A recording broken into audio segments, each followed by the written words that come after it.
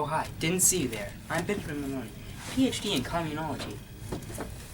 A commune is basically where a group of people work together, live together, and slept together. They basically did everything together. It's like a mini community, but separate and isolated. It was mostly hippies in the 60s. Anyway, the leadership of these communes, where if you were the hippies I mentioned earlier, spiritual, in some cases democratic even. There's also sometimes in history where people use one person only in charge, making decisions, yet going for the better welfare of the commune. Now, they also had a diverse economy as well, some of which it was everyone contributed the same and paid for basic necessities, hippies. Sorry, I'm recovering from a fever. And there's other cases where what you work is what you earned. All in all, communes were very diverse. Some core principles of a 20th century commune consist of communal economy, consensus decision-making, non-hierarchical structures, and ecological living. Andrew Jacobs of the New York Times wrote that, contrary to popular misconceptions, most communes of the 90s are not free-live refuges for flower children, but well-ordered, financially solvent cooperatives where pragmatics, not psychedelics, rule the day. Bronson Alcott, a firm believer in a strong education system, was also a leading advocate of communal living. Bronson was introduced to the idea of an isolated, self-dependent community by Henry Gardner Wright and Charles Lane, who eventually became a co-founder of Fruitlands. He actually met these two in a school of teaching transcendentalistic values in London after his own school had failed. Together, as they like to say, became communists in property, anarchists in government, free lovers in marriage, and vegetarians in diet. Fruitlands was founded in Harvard, Massachusetts in June of 1843, and it started off with a total of 11 adults, although it did not grow any larger than that. So Bronson Alcott and his family lived in a utopian-like community that he had co-founded to create an isolated society in which he and his followers could live in harmony with transcendental ethics. He called this community Fruitlands. Alcott and Lane planned to grow fruits, vegetables, and a number of grains to sustain their community. They stressed the emotional, physical, and intellectual development of children. They believed that all children were created equal in terms of moral and intellectual potential. Their educational theories stressed the organic growth of children and their relation to their natural and social environments. Fruitlands fell apart in January of 1844 as the winter progressively got worse. But not all communes failed. In fact, some even thrived, like the Oneida community, which is still ongoing as a for-profit corporation. The reasons why such communities didn't fail were because of strong leadership and also because of the citizens' strong shared ideology. Oh my god, you scared me. I'm sorry. Anyway, one of the most notable members of the Society of People that wasn't really a society that started communes in America was Robert Owen. In 1824, he decided that America was one of the best places for his experiment of a perfect society, a utopia. So, he bought a bunch of land in Harmony, Illinois, and created the commune, New Harmony. Now, many people came to this commune mainly because he went around parading about this idea of a utopia. So much to the point where the person left in charge had to write him a letter saying, "Please, dear God, stop sending people we're out of room." Now, in the system he used time money and time stores, which basically was however much you worked was how much money you got and what you got for food. Supplies, anything.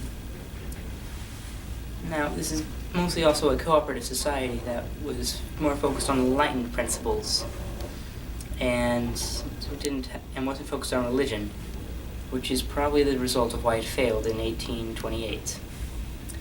Because due to the cohesive bond that kept most other communes together, such as the Quakers before him, Robert Owen, the commune did not have the dedication or the enthusiasm to continue the experiment. As a result, many people were left in Harmony to start a new life, go back to where they were from. No one really knows what happened to the 400 plus people who were eventually involved in it.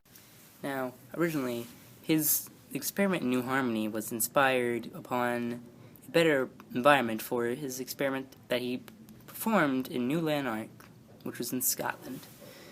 Now, New Lanark, he implemented the same basic principles, except he witnessed that the bosses of the New Lanark commune were much more harsh to the workers, didn't pay him as much. So eventually he figured that America was suited as a much better environment for his experiment of a utopia. A commune, a French word appearing in the 12th century from medieval Latin communia, meaning a large gathering of people sharing a common life, is an intentional community of people living together, sharing common interests, property, possessions, resources, and in some communes, work and income. John Humphrey Noyes, an advocate of communal living, started one of the most successful communes in American history. John Humphrey Noyes was born in 1811 in Vermont to basically the quintessential upper white class family. His father was a congressman, and his mother was a very strong-willed religious lady. And this combination eventually made them think that the best job for little John was to be part of the clergy. And so they sent him off to Dartmouth College. And the thing about that is, he actually hated religion. And so he spent most of his classes just being critical and learning absolutely nothing. And this went on for about a year or two. And then, ultimately, gained a newfound interest in 1826 when he had a religious meeting with a minister by the name of Charles Finery. And the meeting itself had no value at all. In fact, he learned absolutely nothing from the meeting. But what was important was that after that meeting, after the day, he went home and he had a very high fever. And this fever made him stop and made him think, what if I die? In 1840, the Putiney Association came into being. It was mostly a religious body, but then in 1844, the group formally adopted communism. This communism included all property and all family living in associations. John Humphrey Noyes, Bronson Alcott, and Robert Owen were all visionaries who pushed forward positive changes in their respective priorities of communal living. Before 1840, communes were referred to as communist and social settlements. By 1860, the term communitarian had taken over, and by 1920, people were referring to them as intentional communities. Aspects of society like public education and a minimum wage can be credited to the daring advocates of communal living whose actions were reflected on American society and can be seen even to this day.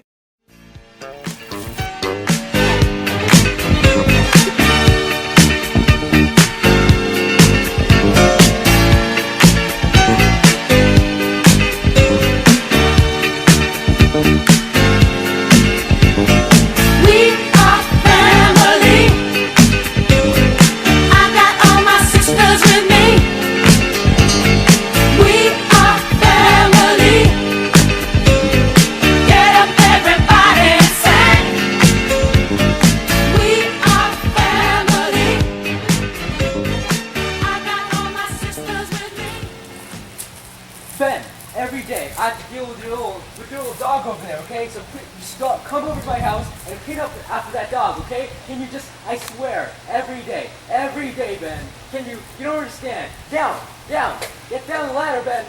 Get down the ladder. Okay. Now, I don't think you what are you doing? What? Are you scared of me? Yes or no? Be a man, Ben. Yeah, I don't know. Ben.